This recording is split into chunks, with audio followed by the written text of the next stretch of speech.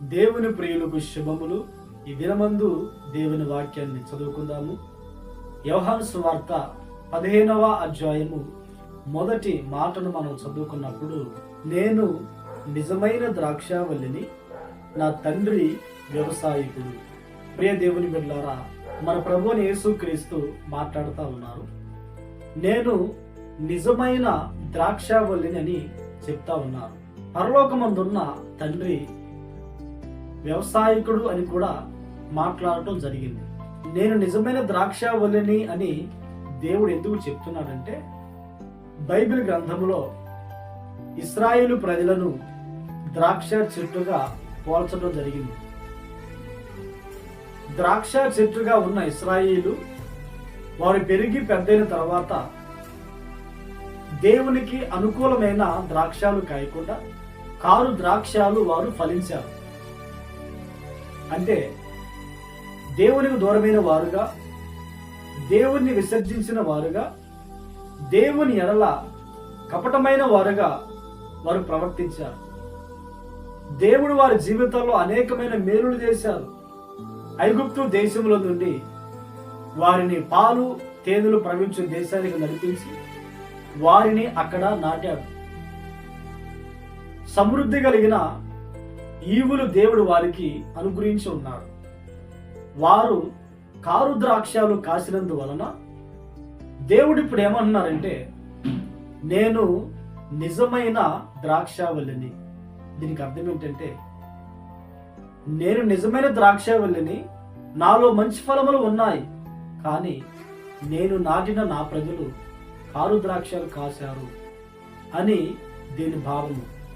ఈ మాటలు వింటున్న ప్రియ దేవుని బిడ్డలారా, యేసుక్రీస్తు ఈ లోకానికి దిగివచ్చి మన నిమిత్తం ఎప్పుడైతే ప్రాణం పెట్టి ఆయన తిరిగి పునరుద్ధానుడై లేచాడో, ఇశ్రాయేలీలకు ఎలాంటి వారసత్వం ఉన్నదో అలాంటి వారసత్వం అన్ని జనులైన మనకును దేవుడు అనుగ్రహించి ఉన్నాడు.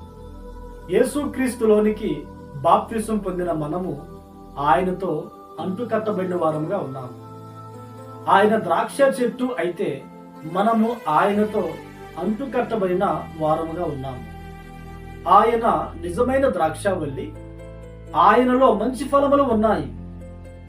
మనమును కూడా మంచి ఫలములు ఫలించే వారముగా ఉండాలని దేవుడు ఆశపడుతూ ఉన్నాడు. యేసుక్రీస్తును ఎరగక మునుపు మనమును కూడా కారు ద్రాక్షాలు కాశాము. దేవునికి శత్రువులుగా ఉన్నాము. దేవునికి దూరమైన వారముగా ఉన్నాము. దేవుడు అంటే ఎవరో తెలియని వారముగా ఉన్నాము. ఇప్పుడు ఆయన రక్తం చేత కడగబడినందువలన ఆయనతో అంటుకట్టబడి ఆయన వలె జీవించుటకు, ఆయన వలె రూపాంతరం చెందుటకు మనము ఆత్మీయ జీవితంలో ప్రయాణం చేస్తున్నాము. కనుక మన ఆత్మీయ జీవితంలో మనము మంచి ఫలములు ఫలించే వారముగా ఉండాలి.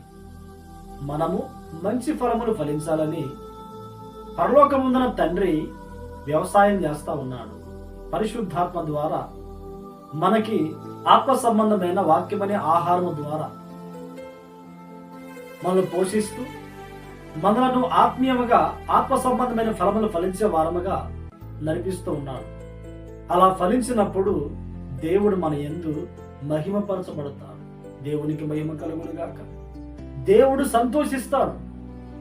నేను నిజమైన ద్రాక్షావల్లిని గనుక నాలో నిలిచిన వారు, నాలో ఉన్నవారు కూడా నిజమైన ద్రాక్ష ఫలములు ఫలిస్తున్నారని దేవుడు సంతోషిస్తాడు. అలాంటి బ్రతుకు మన ఆత్మీయ జీవితంలో మనము బ్రతుకుదుముగాక. ప్రార్థన. మహాగణుడా, పరిశుద్ధుడా, ఈ దినమందు మీరు నిజమైన ద్రాక్షావల్లిగాను, పరలోకమందున తండ్రి వ్యవసాయకునిగా మీరు ఉన్నారు నాయనా. మీరు స్తోత్రాలు. మేమును ఆత్మీయ జీవితంలో మీ కొరకు మంచి ఫలములు ఫలించే వారముగా జీవించుటకును సహాయం అనుగ్రహించండి. ఈ మాటలు విని ప్రార్థనలో ఏకీభవించిన ప్రతి వారును కూడా మీ కొరకును ఫలములు ఫలించి మీ రాకడకు ఎత్తబడినట్లుగా సహాయం అనుగ్రహించమని ప్రార్థిస్తూ ఉన్నాను.